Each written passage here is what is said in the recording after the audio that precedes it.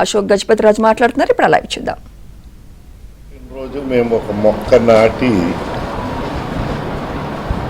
బ్రతికించుతామని ప్రయత్నిస్తే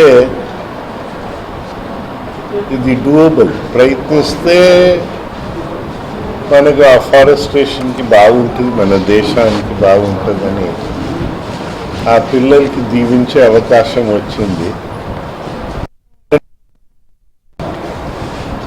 ప్రయత్నిస్తే సక్సీడ్ అవ్వచ్చు, ఫెయిల్ అవ్వచ్చు, రెండు అవ్వచ్చు. అయితే ఏదైనా ప్రయత్నించినప్పుడు సక్సీడ్ అయ్యామనుకో, అది ఫర్దర్ మోటివేషన్ కోసం, అహంని పెంచడానికి కాదు. ఫెయిల్ అయినా దాంట్లో ఒక పాఠం ఉంటుంది. నిరుత్సాహపడక్కర్లేదు, డిప్రెషన్స్ వెళ్ళక్కర్లేదు.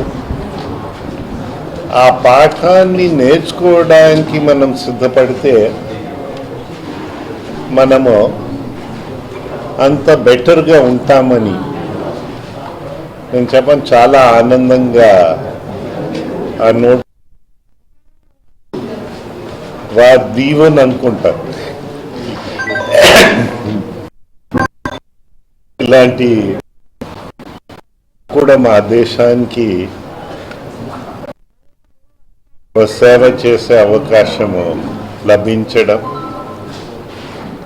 రాష్ట్రపతి భవన్ కొన్ని గంటల కిందన నోటిఫికేషన్ ఇచ్చారు. ఆ నోటిఫికేషన్లో గోవా అంటే మాకు గుర్తొస్తుంది మా మిత్రులు, ప్రియ మిత్రులు, పాపం ఇంకా లేరు, మనోహర్ పారికర్. మేమిద్దరు కలిసి ఆయన డిఫెన్స్ మంత్రిగా ఉండేవారు. నేను సో మాకు ఇద్దరికి గోవాలో వెస్ట్ కోస్ట్లో ఆ వర్కౌట్ చేయగలిగాము, ఆ ఎయిర్పోర్ట్ని. అలాగా ఒక ఎయిర్పోర్ట్ ఇక్కడ కూడా వర్కౌట్ చేయగలిగాము. ఎప్పుడు ఆ ఎయిర్పోర్ట్ సంగతి నేను మాట్లాడటం లేదు. కానీ మాకు విజయనగరంలో ఒక చిరకాల కోరిక ఉండేది. ఆడపిల్లలకి సమానంగా రావాలని, పురుషులతో పాటు రావాలని, ఆర్మ్ ఫోర్సెస్లో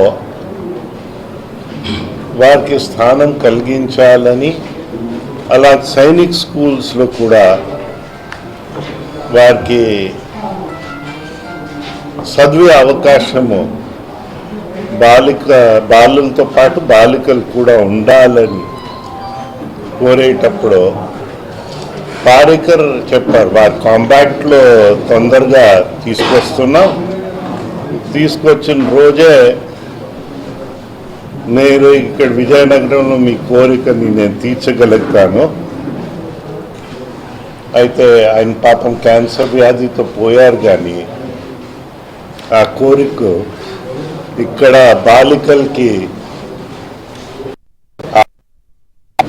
మా సైనిక్ స్కూల్లో విజయనగరంలో, అంటే కోరుకొండ సైనిక్ స్కూల్లో కలిగించడము మనకందరికీ గర్వకారమైన విషయం.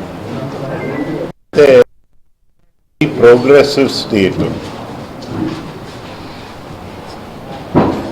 వారు law abiding people, peaceful people, వారందరికీ ముందు తీసుకెళ్ళే ప్రజలు అక్కడ ఉన్నారు.